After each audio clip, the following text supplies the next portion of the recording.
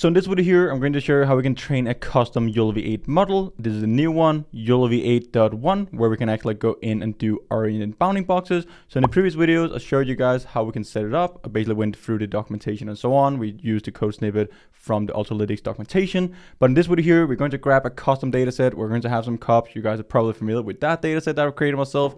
But we're going to use that data set. I'm going to show you how we can use Roboflow for that, how we can annotate our images, and also how we can export it. So right now we can just export directly. So I created custom scripts that can go in and format the annotations to the correct format with the new YOLOv8.1 model for oriented bounding boxes. So let's just jump straight into it. We're going to cover how you can annotate the images, export them, convert them to the correct format, how you can train your own custom model, and then we're going to run Inference on a video stream to see the results of oriented bounding boxes. So we're now jump straight into Roboflow. This is the platform that we're going to use to annotate our images. I already have an annotated dataset. You can go and use that directly, or you can go and use your own custom datasets. I'm basically just going to show you the whole flow here. First of all, we can go in and see the results. So these are like some of the test set. I'm just going to zoom out a bit and run another example. So you can basically just see that I've tried to train a model here on Roboflow. But basically you can go and create a new project on Roboflow, upload your images, and then you can go in and do annotation.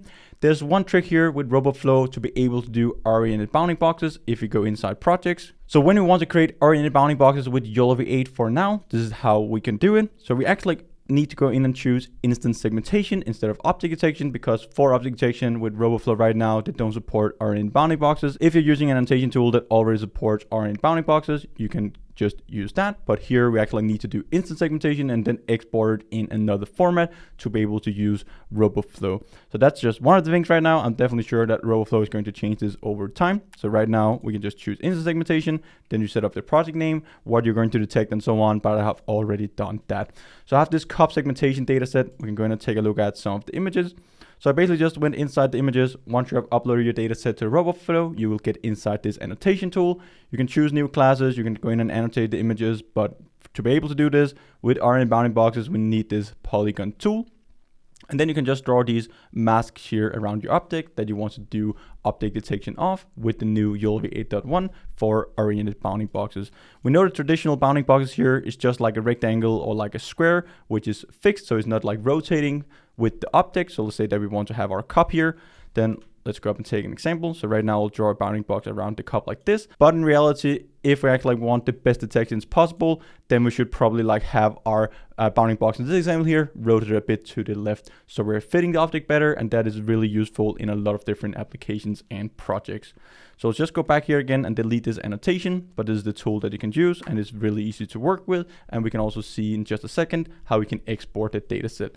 So yeah, then you'll just go in and label the images. You're going to use the polygon tool. So you'll just draw like a polygon around your object. So right now I've just done that for all the images. So you just go around it like this, around the edges. Once you have labeled your whole data set, you're ready to go. Let's go back here again. We can have different versions. We can also go in and generate a new data set.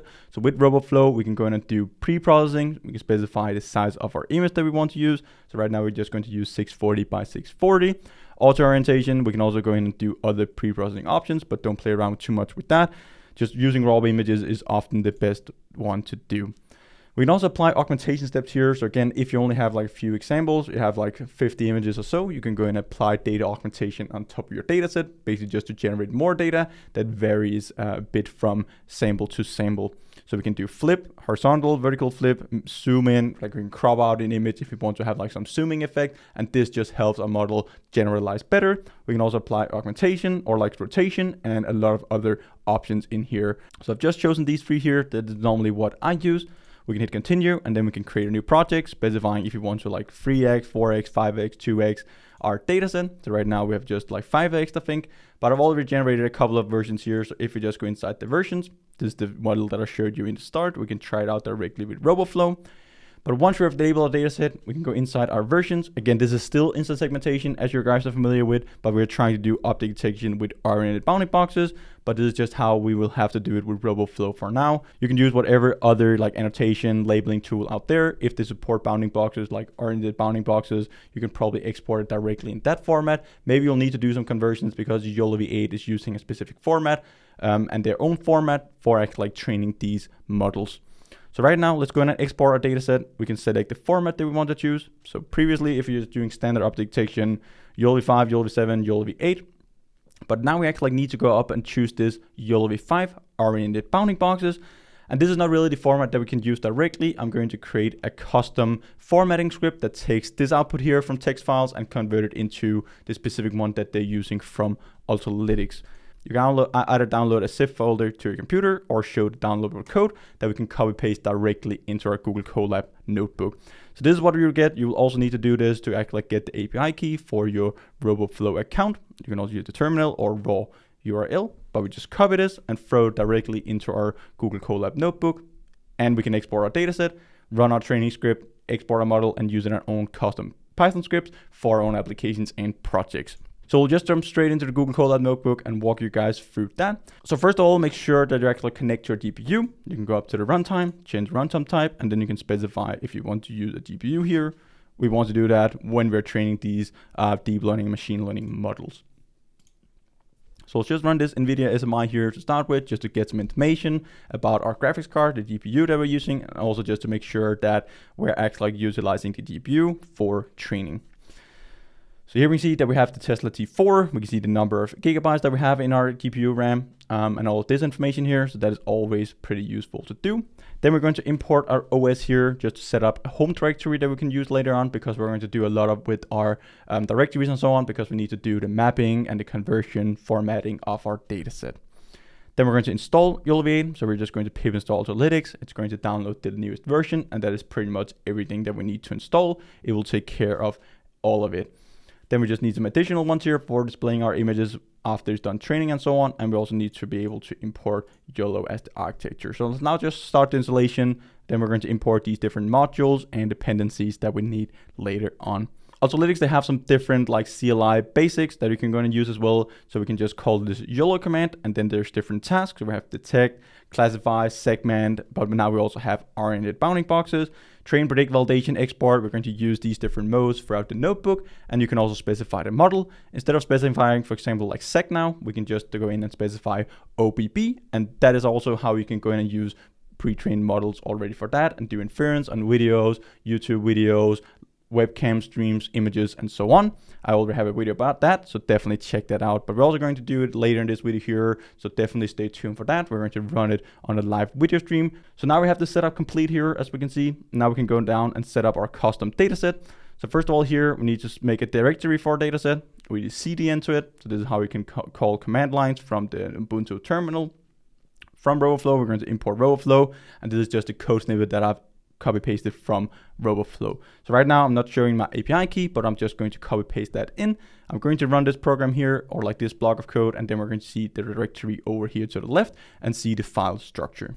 So here we can see that it's downloading Roboflow, setting that up, and also exporting our dataset, and that should be done in just a second. So right now it's just setting up some OpenCV stuff.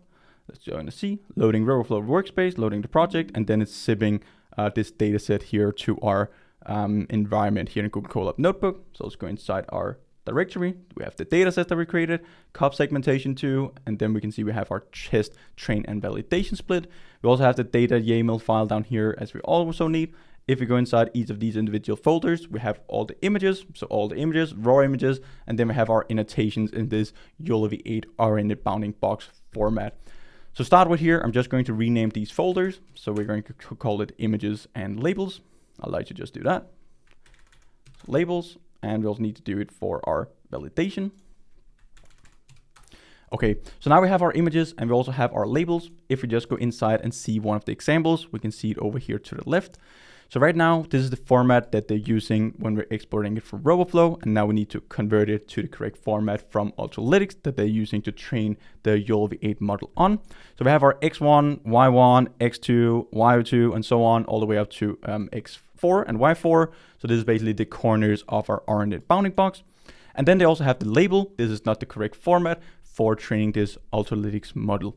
So if you just go inside the documentation now for oriented bounding boxes, this is all the documentation that you're going to go through. They have some examples that list the different models. They have nano, small, medium, large, and extra large model, how you can train it. So this is what we're going to use in just a second. But here we have the dataset format, which is really important. So OBB dataset format can be found in detail in the dataset guide. So let's try to go inside that one.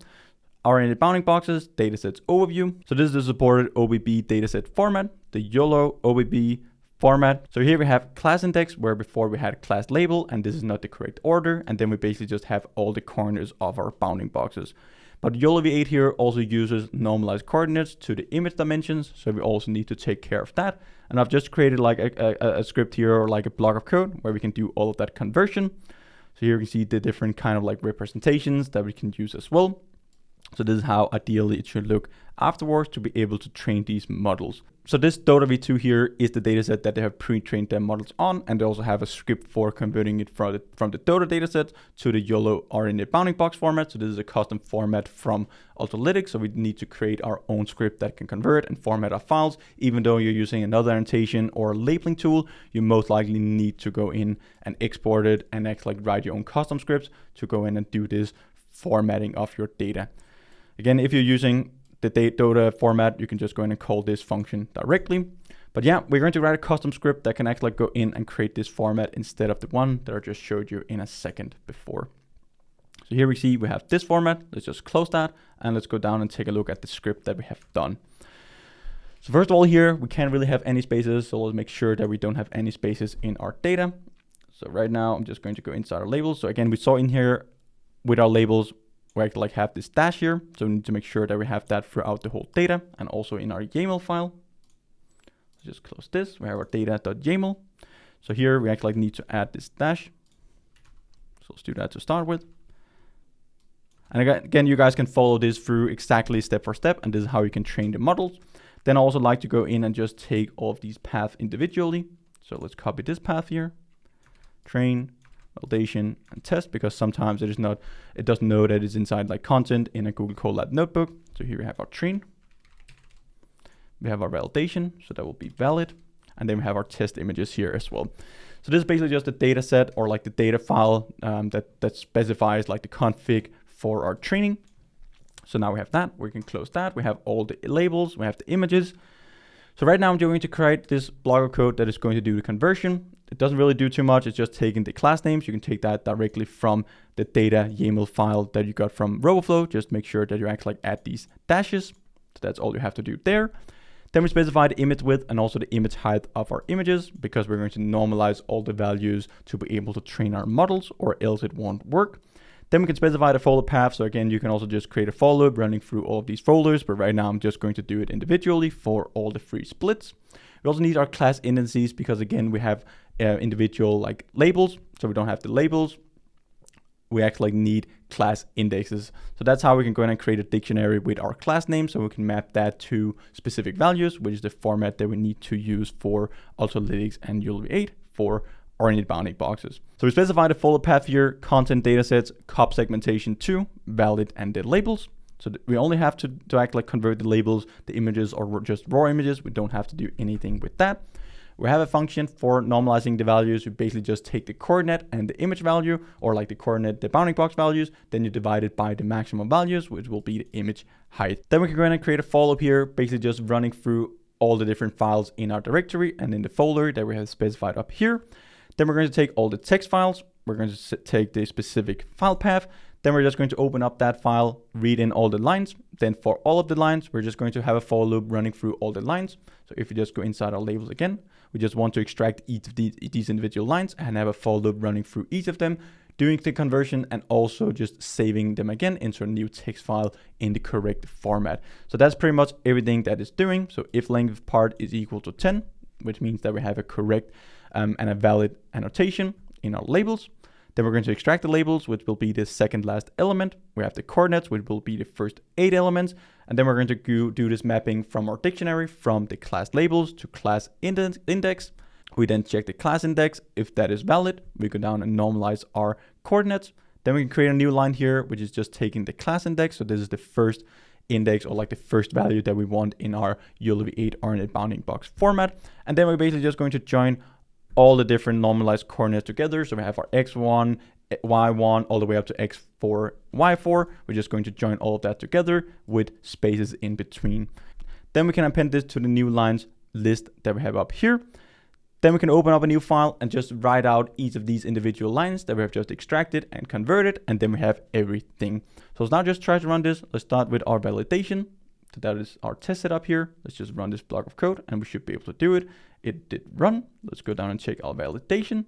If we go inside our labels, let's take the first one here. So now we have our class index, and then we have all the values here for our bounding or in the bounding box right after that. So this is the correct format, and now we can actually go in and train our model. But first of all, we need to make sure that we actually do it on each of these folders. So we have a test, and then we also need to train. Again, you guys can just like create a for loop running through all of this, but again, this took like around 2 seconds to do that. It will take me 5 seconds to create a for loop. I'm trying to optimize my time. So yeah, let's go and check the other ones here. Let's just take the train. We did that at the last one, the label in the correct format. So now we have everything. We have our whole data set. We have annotated our data set, exported it, done the formatting, and now we can just go in and train it directly with the commands from Ultralytics. So let's now close this one. Now we can go inside custom training. We have our task OBB for our in the bounding boxes. We set it into train mode. We can specify what type of model we want to use. Again, they have these 5 different models depending on the size that you want to use. Set the data, dataset.location, and then we need to specify our data.yaml file, which is just mapping to the directories with our images and also our labels. And that's also why I called the other folders for labels, because it's going to extract that. We can specify the number of epochs, the image size that we have exported our data set into, and then we can also specify the batch size. So just change the batch size here to 8 because we have 640 images. So we should be good with that. Now we can just run this block of code and it will start the training. It's going to set up the whole model, going to download the model, start the training loop, and so on. And then we can follow the metrics and follow the progress throughout all of the epochs here. So here we can see that it has loaded in 330 images for training, validation, 19 images, 0 corrupt labels. So it is actually able to go in and extract all the information correctly. So that just verifies that all of our annotations, all of our formatting and so on to the correct format is actually done correct, or you'll get like a ton of warnings here. So definitely make sure that you check that.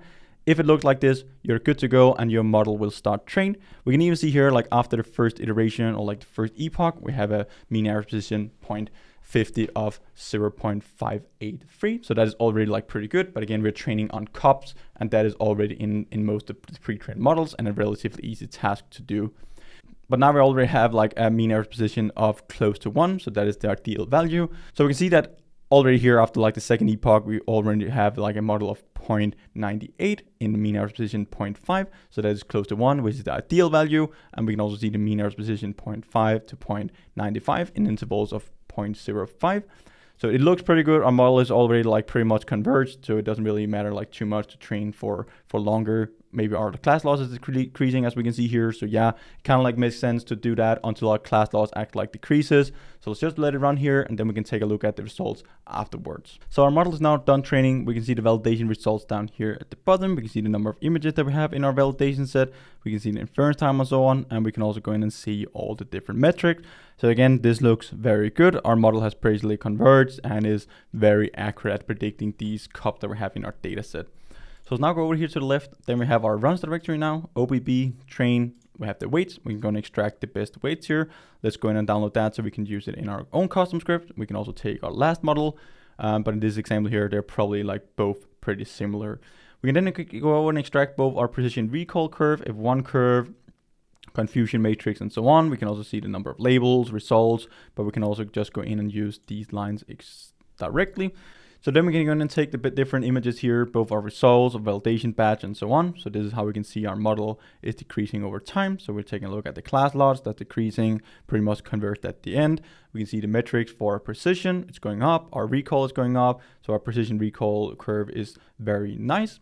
Class loss is going down for our validation set, and also the mean error precision is going up. So we have a really good model, it has precision close to 1 and also a recall close to 1. So we probably can't get a better model for this. We can take a look at a validation batch here for our predictions, and this is basically the RN bounding boxes that we get for our cups. So now we can actually see it fits these bounding boxes, it rotates and orients these bounding boxes around our objects now, compared to just our traditional bounding boxes that we know. So this is very awesome, very useful in different applications. Let's say that you have like cars from aerial images driving around. Now we can actually like follow the cars better around. We can get these fitted bounding boxes. So this is kind of like segmentation, but fitting our bounding box around it. very easy to label and so on. If we have like an annotation tool that can do RNN bounding boxes directly compared to setting up instance segmentation and so on. But this is the validation results, look very good. Again, like 100% accuracy here, 70% confidence score, 90% confidence score. So here we can see all the different labels: white cup, Halloween cup, hand painted cup, and so on. And this is the cup that we're going to use now. So now go down and validate custom model. We can just directly run that. We're just going to change our validation. So I have to stop this because our task is actually like OBB. So task is OBB, do validation, and then we just need to specify the directory for our best trained weights. So it's going to run that and use this model for validation. And we can do the exact same thing with our predict. We just specify the mode, set that equal to predict, and we need to change this to OBB as well. Train 1 because we only have one train run. Confidence score, where we want to have the images from, the source, and if we want to save them as well into the directory so we can take a look at it. But again, this is just the exact same thing that we get after training, so it's running validation after the training. Then we can do inference with our custom model. Right now we're just going to run through all of our test images, so we can go in and visualize all of that. Then I'm just going to have this for loop running through all the predictions, so we can visualize the results. I usually like to do that before we export the model and using our own custom scripts, because just to make sure that our model actually generalizes, we get good enough predictions, or we want to iterate back, fine tune our data set, retrain our models, test and tune some different parameters before actually going in and using it in our own applications and projects. So now we have that, we can go in and run this directly. So this will be all the images that we're just running through. Let me just zoom out. So now we can see that we have these RNA bounding boxes, look very good. We're basically detecting every single cup out there. So here we can see that because we're actually like annotating the handle as well, it's just trying to do the segmentation mask and fit the bounding box around it. So that's why we get some weird bounding boxes in this example. But again, you can use your own data sets, whatever data set that you want to use out there if you're with your labels. So here we actually get a double label here, both hand painted cup and also like a white cup. So that's a bit odd. But we can see that is fairly like pretty good in general across all our chest images. So we downloaded the model, we took the best weights, I have then imported it into my new directory here for a custom project that we're going to set up. So this is all the code that we need to do from Analytics. We're going to import YOLO. We can create an instance of our YOLO model. Then I've just renamed my best model here to cup-OBB for RNN bounding boxes. And this is how you can use a custom model. You can also go in and specify the YOLO model for the predetermined models, use that directly, but I have videos about that here on the channel. So you only need these 3 lines of code. Import YOLO, set up an instance of a model, and then run predictions. We can either like throw in a YouTube URL here, URL to like whatever image on the internet, video, webcam stream, NumPy, PLL image, and so on. We have a number of different parameters that and also arguments that you can find on the Analytics documentation. But right now I'm just going to show the results and also save the results for later use. So everything that we need is this file here. We need our custom train model, and then we also need a video that we're just going to throw it through. So this is the video that I've just created. This is not the exact same background and so on that I've trained the dataset on. The camera is also probably like a bit closer compared to the dataset, but the model still generalizes pretty well. So this is the image and this is the video that we're basically just going to throw through the model. Let's just do it. Let's open up a terminal, run the program, and see the results. So let's open a terminal, new terminal. I'm going to open a command prompt, conda activate. Python obb.py. Let's run it now and see the results. It's just going to create an instance of our custom trained model, and now it's going to run the video. I'll just drag it over here. So we have the hand painted cup. It also detects the Halloween cup here as well. Again, this is not the exact same data set and background and distance, camera, and so on that has been trained on. So that is probably why we get these false predictions for some of them. But we can see the hand painted cup. It does a really good extraction of that. It does the bounding box. It rotates it fairly nice. Again, we're not doing any tracking at all. So right now I'm just going to put it here on the table, and now we can see the results are a bit better. So now we can see the results. It does detect something here on the left with my AirPods. So it thinks that that is a hand painted cup. But again, this is not similar. This is like very far away from the data set that we annotated, but it is a bit old data set. So here we see like when I'm actually taking the camera further away, it detects it as a cup, but if it's too close, it doesn't really recognize it as the hand painted cup any longer. So here we see that our RNN bounding boxes, it is following the object around. So that is very nice. Now we can also go in and see inside our runs, predict free. Then we also get the results extracted. So you can use that video later on because we have this argument set equal to true for saving the video and the results. So this is very awesome. We have the RNA bounding boxes that rotates around. We get all these extractions. You can extract all the results. Again, this is just like an arbitrary video. We can go in and fine tune our data set, make it more general, have different backgrounds, have different distances. So again, sometimes you can see that the video or the camera was just too close to the cup to be able to detect it because it was like trained further away and also with a different background, orientations, and so on. But you saw the validation results when we trained the model. So that's pretty much everything. We've been through the whole pipeline for training these oriented bounding box models for YOLOv8. So I hope you guys have learned a ton. Definitely try it out. I'll throw the Google Colab notebook under the video here in the description. Check it out. Try it out in your own custom data set. This is really useful for optic detection applications where you want to have like these bounding boxes oriented, rotating together with your optics instead of just having these statics and non-dynamic bounding boxes as we have been used to with YOLOv8 and also a ton of other different optic detection models out there. So I hope you have learned a ton. Definitely try it out. I hope to see you guys in one of the upcoming videos. Until then, happy learning.